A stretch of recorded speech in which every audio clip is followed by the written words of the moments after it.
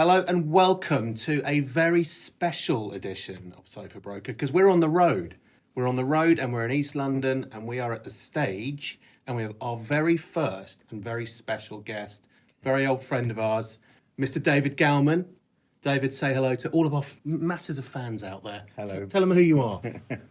Hi, I'm David Galman. I'm the sales director here at the stage. I've been in this game for far too many years to even remember. And now finally I've probably got one of the best products to sell. You have? Are you? Sorry, mate. Just to butt in. Yeah. When you said we're doing this on what is it? A pop up? We're on. Yeah, on the road. We're on the run. Oh, you said we're on the road. Run, but no. But the Sofa Broker podcast is on the road. Yeah. Well, it could be. But yeah. Hi everyone. Welcome to this unusual situation. We plan to do more of these, right? We want to do we want to interview some of the greats of the UK real estate market. You start at the bottom. Yeah. So we thought we'd get someone that said yes. We're starting with the greatest. Somebody would say yes. Yeah, hold on a minute. Didn't I ask you? Yeah. So we thought what we'd try and do is get a little bit of a biop of their stories because it's really useful, right? It's it tells you the people behind real estate and why they want to get involved in it and what makes people like us, that have been doing it for a while, and people like you that have either been doing it for a while or 5 minutes, get into them. And we've known David for a while, haven't we, Solly? Well, you've known David a lot longer than I have. Yeah, he still owes me that 20 quid. Oh yeah. Yeah. Can't remember what that was from. Inflation, what's that? A couple of thousand? No, it started off as £1. It's now 20. Oh, okay, right. Basically. What do you want to know? A little bit about me? Yeah. So let's. So what? Well, actually, I'm intrigued. So, I'd quite like to know you two guys' story. How did you guys get to know each other?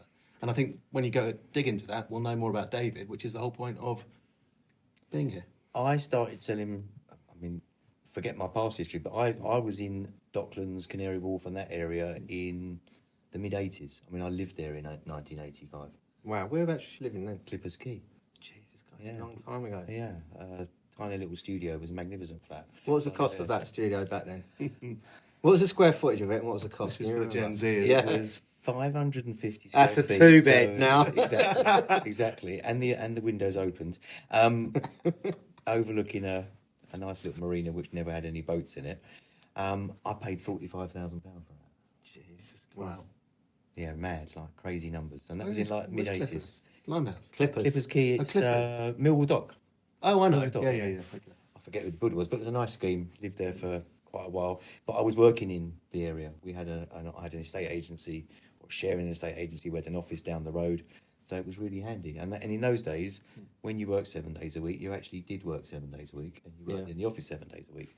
The only way to make things work. So it made sense to be 5 minutes from the office. But the only people that remember that is you and Solly, right? Because we didn't bump into each other at that point, right? It weren't in the 80s. It was early noughties, wasn't it? But I'd have met you, Solly, with Tom Marshall at Cluntons. Exactly. So we first crossed paths in '97. Wow. And it was at Great Jubilee Wharf, I think, which is a beautiful conversion that Galliard's did, obviously. Yeah. And we were the agent, and I used to have to spend. Because I was the youngster, believe it or not. Dad. Yeah, I remember that. I was the young, good-looking guy, and I had to go and sit. You was good-looking back then. Yeah. I had to go and sit in the actually very beautiful. You had Roger and Eva. I had Eva. Yes, that was one of the perks of our best the Sunday. And Roger was lovely. Yeah. And you was doing really good sales there, was you? Yeah, I think we did okay. Back in those days, you kind of everything you sold at retail levels to ordinary buyers in volume. You sold, last week here we had 14 viewings, and I'm scratching to try and get a sale done. Wow. If we had 14 viewings back then, you'd do 4. You'd 5. You're killing it. Yeah. You'd be killing it. Yeah. So it's just a bit of a different world. But yeah, that's how I met Solly, and I met you via Chris Hawkins, property liaison. Christ. I was very friendly with Chris and his Yeah. wife Jane at the time. We did a few bits and pieces together in Docklands. They were one of the better agents in Canary Wharf. I think they were really good. Yeah, to the day, property liaisons has been.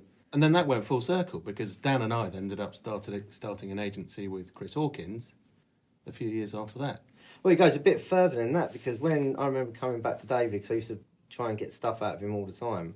But when we was doing Go Off Market, he was one of the first guys that went, yeah, all right, we'll put our name to that.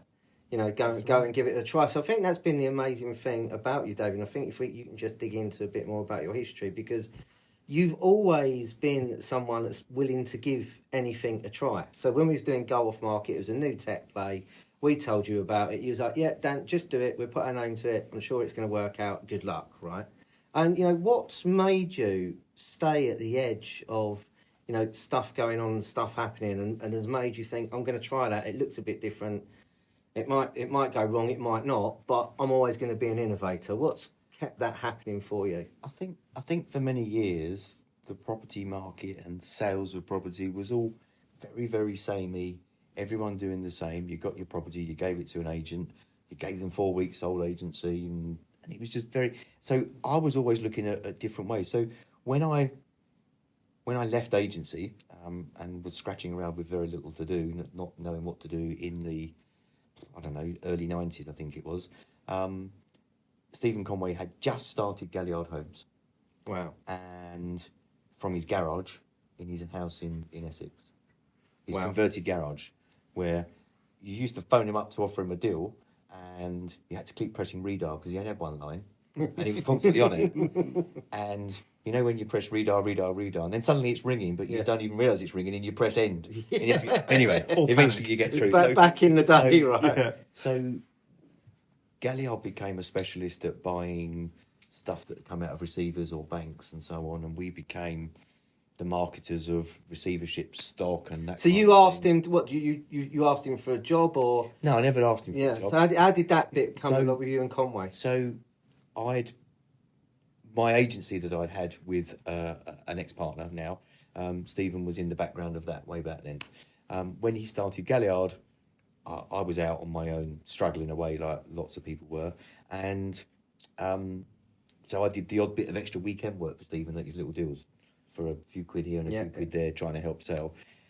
And then with Tom Marshall, ex-Cluttons, Lovely old Tom. Cluttons at the time. Not so well these days. I hope you're okay, Tom. We found there was a building in Narrow Street in Limehouse. Yeah, Paper Mill Wharf. No Paper Mill Wharf. Wow. Rented out to nurses at the time. Yeah. It was owned by a receiver. I forget who the receiver was. And Tom said to me, I became pals with him. He said to me, "You've got an arm for this. This could be like a really good little buy, and it should be bought. The market could be turning." And I'm going to be a little bit funny about someone now that's become someone that I really like and get on really well with. So don't take this the wrong way. I remember Tom and I turning up to see this building, and I said, "I've got someone that will probably buy this." And I brought in Stephen Conway and John Black, his partner at the time. Galliard had only just been going.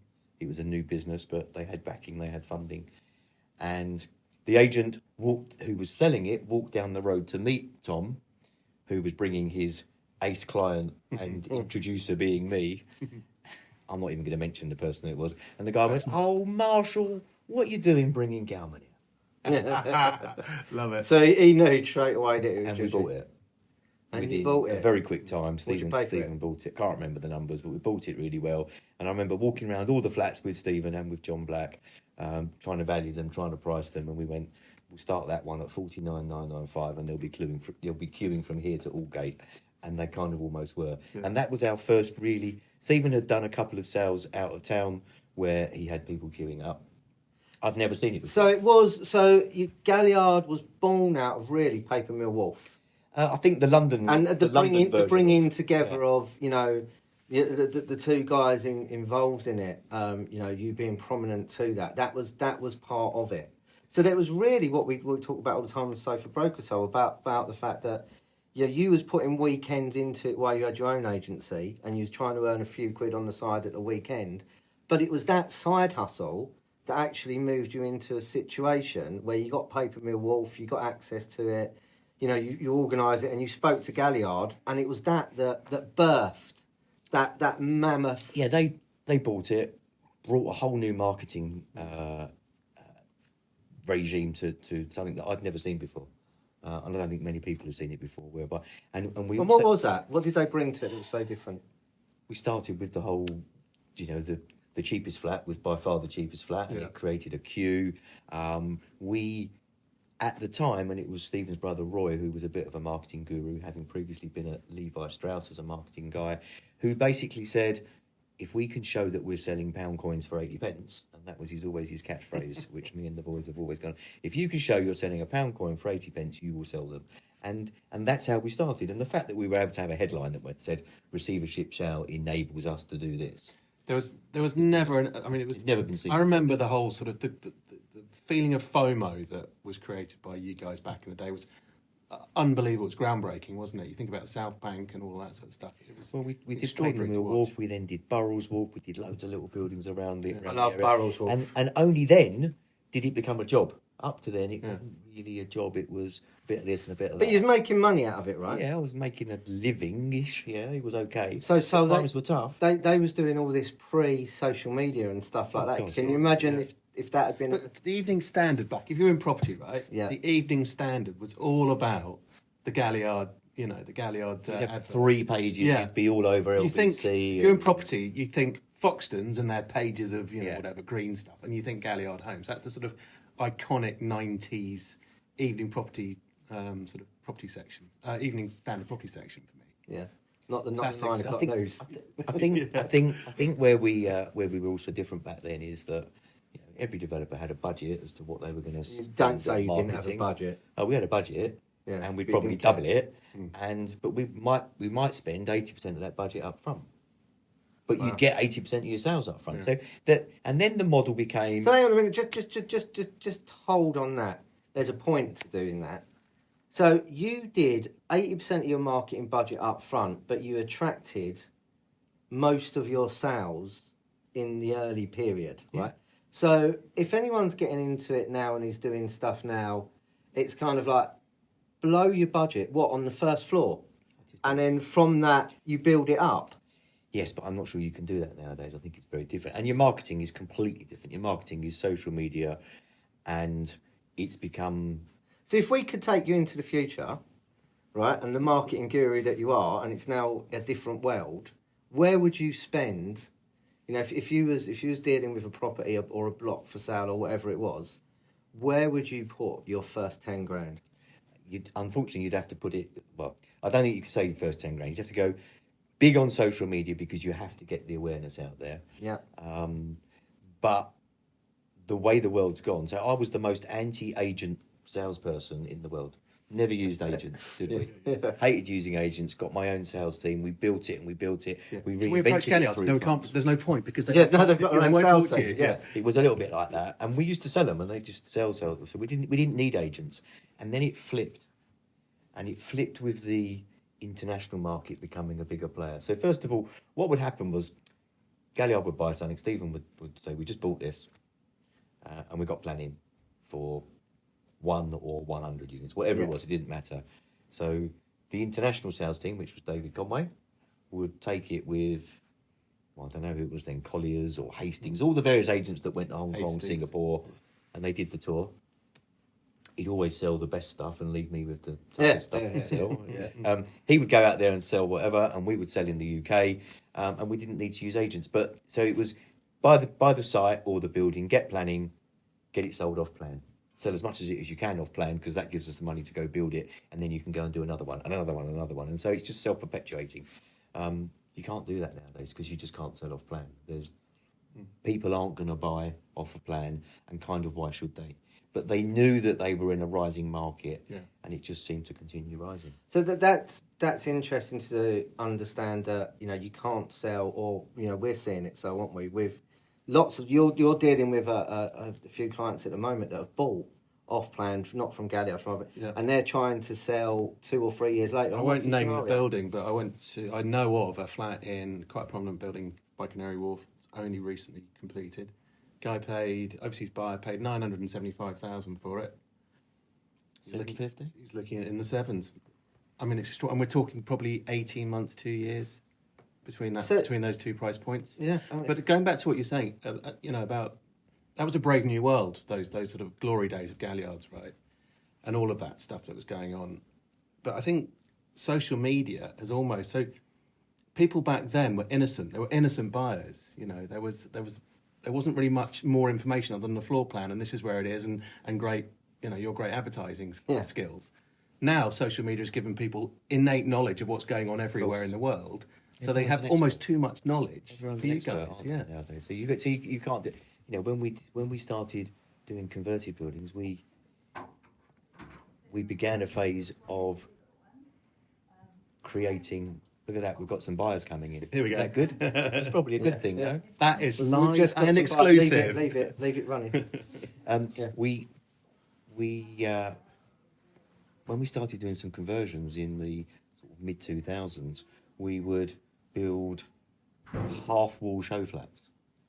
I think I'd seen them at somewhere like the Ideal Homes. and places I like remember that. them. And Cool, you that just- is going back in Well, the days. because if you did that, it made the flat appear really large. Because you could see out into the distance. Yeah. I mean, you weren't hiding anything. There was the plan. There was the plan of that flat, and they became really successful. That you just so it was much cheaper to create a show flat. So you could do a whole floor in an office building that you were converting of half wall show flats, which we would get various different designers to put their furniture in and stuff. That became very, very, very popular. We were the kings at getting queues. We used to love getting. So let's queues. hold on to that. So use the kings at getting cues, because how would you do that? And how would you do that in a modern social media way without giving the crown jewels away? Right. What do you do that? I think it's only on price, and I think that's why So you it's can't price. do it nowadays. Right. I think if somebody's going to queue for 2 weeks outside a property Yeah. in a tent, as they did, because they believe, and in the end it turns out that they're buying something where they are paying 80 pence for £1. But unfortunately, that's not there nowadays. It just doesn't. Those county exist. hall days. So that was almost like people queuing for a Rolling Stones playing at a 1,000 capacity venue. There's It's lots mad. and lots and lots of funny stories about County Hall and the queue and the buyers and so on and so forth. But one of the best stories, and I can even remember his name, the fellow that bought 56 North Block. was it a whole block? Bonkers memory. No, it's a one No, flat. number He bought 56. number 56 North Block.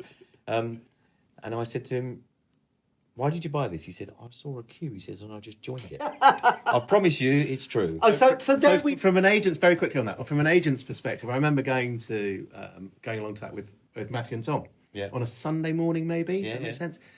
And there were queues around the block. It was extraordinary. It's like, I thought I was going to a gig, and in those days I probably thought I was at a gig. We were all in, such a various states of disrepair. And it was just going round and round. And Tom comes, Matthew, who's an absolute animal, do you remember? Yeah. Came running over to me and goes, "They're buying them like in handbags." Almost like rubbing his hands with glee. It was just the most remarkable thing I'd ever seen in my life. But I don't think there's anyone that bought a County Hall or White House or any of those schemes that is unhappy with what they bought. They're all delighted. And bizarrely enough, I'm still in touch with some of those. I still have buyers in my phone today, details who bought from me way back then, and for a period of time they bought everything that we ever built. Some they sold, some they kept, and you built up a proper relationship with them. They So on became that note- friends. So it is about. We also introduced 2 families together, and they ended up the kids marrying. Wow. Well, they met in the block. Well, was that ever in the press? Dr. Tibberall, Dr. Tibberall's son married Dr. Batad's daughter. Oh my God, it's like blind date. Just here's a quick question for you, because I think this is going to be a snappier one than usual. What's the best building you guys have ever done? And you're allowed to try and upsell this if you want, where we're sitting. Yeah. Totally up to you. Now, this is brilliant. This is Where And are we? what is So- this? Where are we? Thank you for giving me that chance to advertise this building. We are in the Stage in Shoreditch, which is a joint venture between a number of companies, and I'm here in my own right. I no longer am with Galliard. I had 30 wonderful years there, but retirement comes to us all. You're not retiring. No way you retire. I'm very shy in retiring. What So are the what we've- apartments selling for example? The amazing thing here at the Stage is we've got a whole variety of apartments. There's studios 1s and 2s. They start off at £600,000, go up to sort of £5 million for the penthouse. We've sold more than half.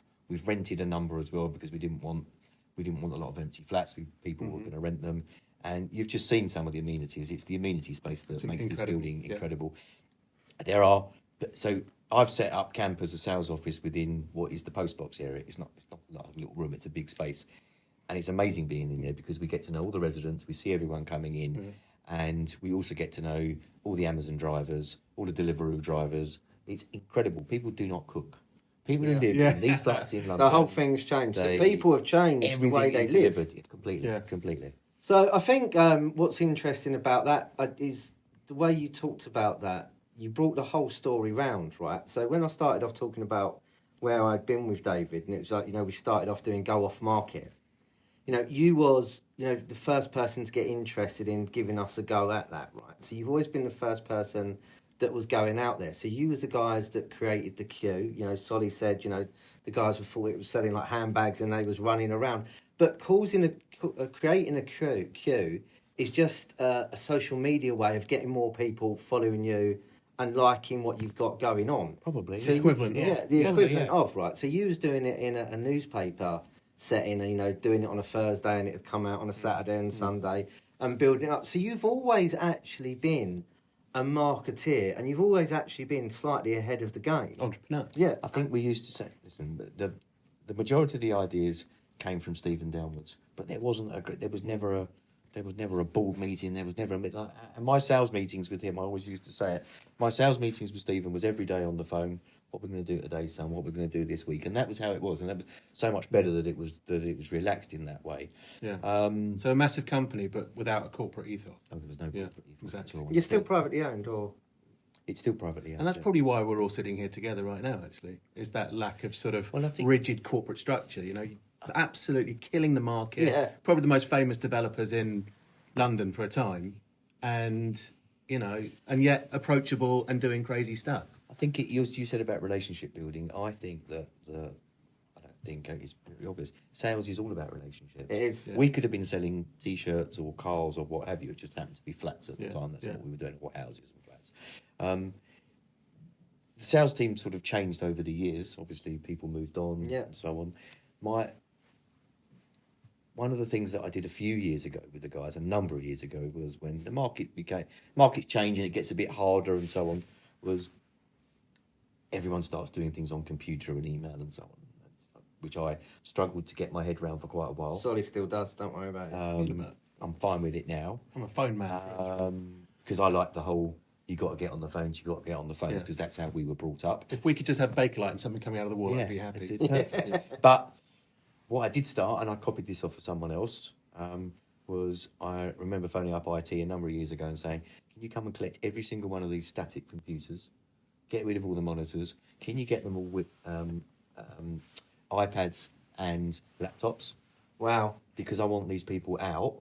I don't want them sitting here. I don't want them thinking they've got to come back Go to the out. desk. Yeah. So if they're doing a viewing in Wimbledon, don't come all the way back to the office in Canary Wharf or wherever you're based. Go and sit in Costa or stay at Wimbledon or do whatever. Don't waste time travelling. Yeah. And also, we actually started for a phase, and some people are still doing it, because it is relationship building. Before you show that person that property, get to know them. Meet them in Costa. Buy them a coffee. I want to see loads of receipts on my desk for coffee bills. Because you've met someone, you've got to know them first before you're even thinking about showing. We used to have a property. broker, and we're going to wrap it up in a minute, I know. Sorry. But we had a broker once, and I said, he got a flat day one or something. Crazy guy. And I said, how'd you get a flat so quickly? He said, you know what I did? I went to Starbucks, poured some coffee on some guy in a suit, and then apologised profusely, offered to get the laundry bill done. He gave me his flat. That's a coffee story from both angles, yeah. And then sued you for 33 degree points. By the way, I have no idea where that story came from. I don't even know if you thought we made it up, but that, meeting people in relationships is what we're all about, and it's what we talk all about at Sofa Broker. And I think what you've heard there, guys, with David especially, is, he was ahead of the curve, but literally he was just looking for people. It could have been T-shirts, it could have been buildings, it could have been whatever, but it's just about building up relationships with people. And they, like he was saying, you get out that and you do that straight away and you make it happen.